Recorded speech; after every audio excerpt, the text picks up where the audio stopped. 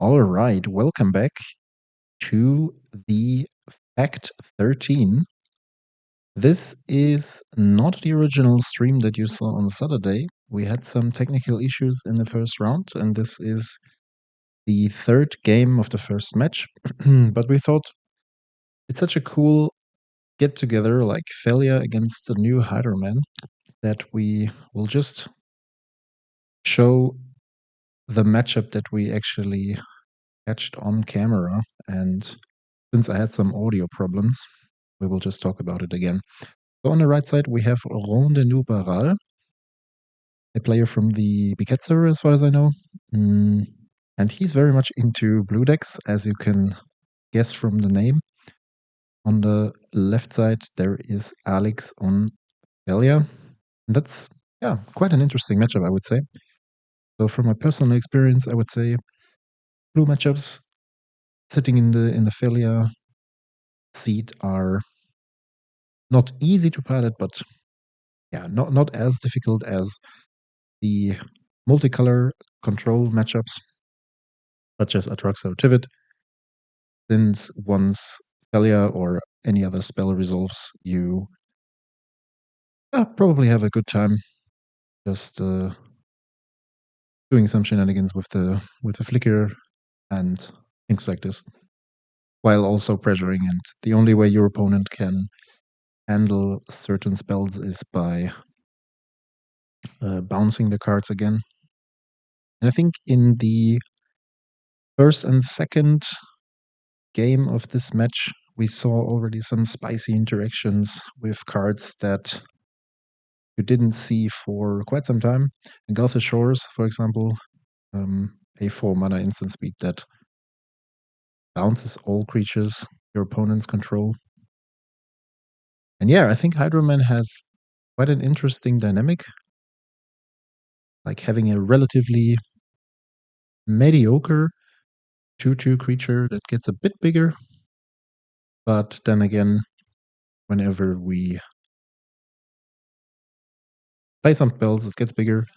And also the fact that, you play a creature, end of turn, you have +1 land in order to still cast a wash away spells and something like this. And the longer the game goes, the better it is. But it definitely needs some support in terms of creatures in order to find a win against the opponent. So we see a Torrential Gearhulk here in Rondenou's hand. This is likely going to cast some of the bounce spells later on, maybe, that he tries to bring down against this strategy. So far, it looks like he has a bounce spell, or he must have something, because Phelia resolved, we have Toby resolved, we have 2 tokens already, and it seems that he's only waiting for the perfect timing to cast like a mass bounce spell. The targeted one is not possible anymore. Oh, this is actually maybe the third one was the interesting one with Engulf the Shores. Maybe I remember that incorrectly. But that's a perfect answer against the entire board. Mother can't do anything. And you have to have something outside of the deck. Also plays withdraws, and I think it doesn't play Wish Trap Claw. No. What's it called? The 5 mana trap that bounces creatures for 1 blue if 2 or more creatures enter the battlefield. Whiplash trap? Something like this. So that's definitely a huge tempo swing here. And thanks to the help of Hydroman, we have the option to pass it again at a later turn with the help of Torrential Gearhulk, right? Creature again. So optimally, you want to cast a cantrip turn by turn. You have like a 3/3 beater that comes down. And in that case, he's very likely not attacking, since there is a Phelia coming down. Phelia could just block it giving or gaining protection from blue thanks to Mother, and then there's nothing really gained except for losing a land in this case now, or the commander.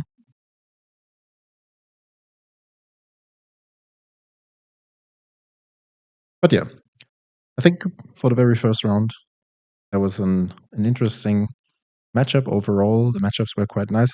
We've been there at the beginning of this year in March. I have to say it's one of the best organized tournaments I've been to so far, because very smooth. Like, you don't have to wait for 20 minutes in between games. People overall play quite fast and well organized. Like yesterday, I think we started at 9 a.m. with the stream. We had 10 rounds and we finished at 9. In 12 hours, of course, there's a couple of things in between that usually happens, but that's quite a good timing to go through 10 rounds of Magic. So yeah, we were quite happy, and it will definitely not be the last time that we visit our friends in Lyon. So here we have a memory deluge. I think what is interesting to me is that he is more or less actively, passively playing around a potential mana type, despite not having the information. I think a Phelia player has a mana type in hand, but you don't want to risk losing your 5/6 beatdown plan against a 1 mana trade-off. And here we see a Crush of the Tentacles, also a really nice card. I haven't seen that for a long time. Would need a cantrip or something in advance in order to cast it for the search cost it was, I guess. Also, cool signature on the Otawara. And here we go again. So this is the board state we had 2 turns ago. Again, with 2 tokens, we have Phelia up to 3 power. Now there is an Urza Saga. And it seems the opponent decides not to make a token, which, yeah, seems reasonable. I mean, you have to think about the fact that he might expect another of these board webs, evacuation and stuff like this. So probably he thinks about bringing down a non-creature permanent, apart from what Urza Saga searches. But for example, a 4-mana impended overlord, something like this, would also be a great synergy together with Phelia. Here we had a bit of buffering, I think, but it should be fine again. So yeah, searching for the Skull Clamp. I think that's reasonable.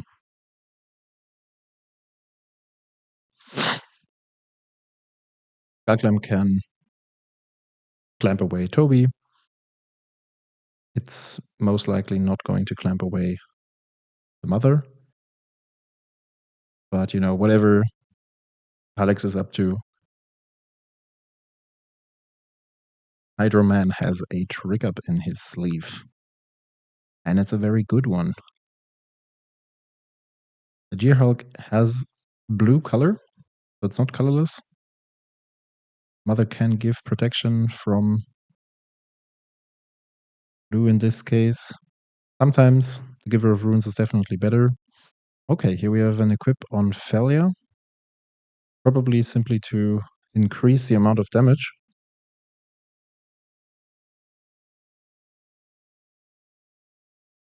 Also, I like the fact that the blue player seems to have the Infinity Rings more or less completed. And here we have the Torrential Gearhulk coming down. The Phelia player is sadly looking at his mana type, realizing, well, there is 1 more mana open, and he can't really do anything.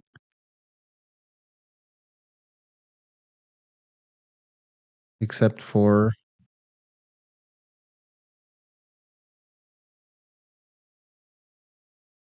accepting the fact that there will be another Ring also sure. As you see, some technical issues on our side, some technical issues on their side, but that's normally the case for the first round. Things have to settle, and from the second round on, we haven't had any problems so far. So, what do you guys think? Do you think that Hydroman is a way to bring back blue decks? I recently played a league with Malcolm, which I haven't had any practice with the deck. I took a list from a player from the Big Cat, which I think they are very much into the deck overall. It was well tuned. I ended up 3-2, something like this. But I have to say the deck was quite fun. You definitely have to know your matchups. I think Hydroman can't beat Malcolm because having the selection is definitely worth it. For having the ability to cheat some spells every once in a while, if you can protect your Malcolm several times and then the trigger comes, or like the fourth counter comes down, that's definitely wrong.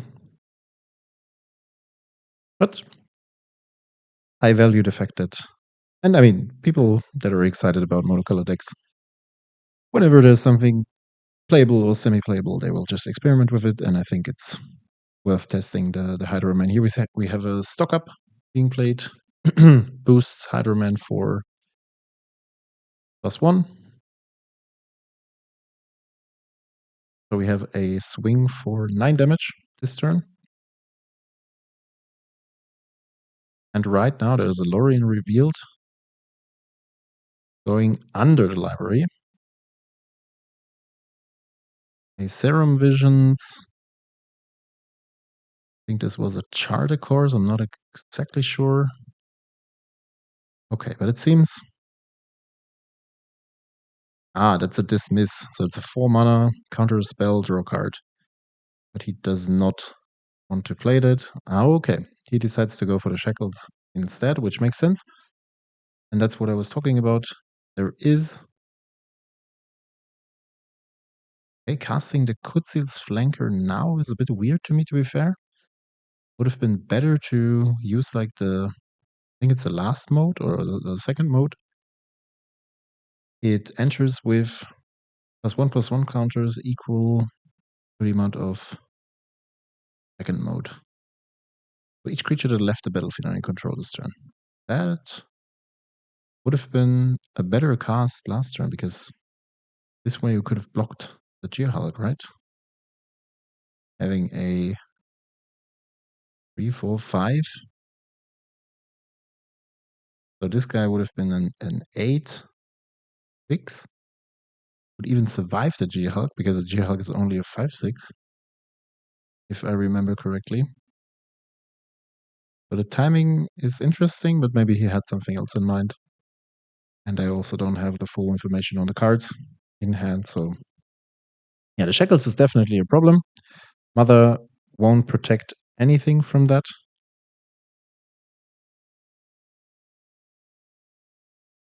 And a bit hilarious in that case that Hydroman is providing the additional mana to heal the Shackles. That's a land I've never seen before. Not quite sure what it does. That might also not matter.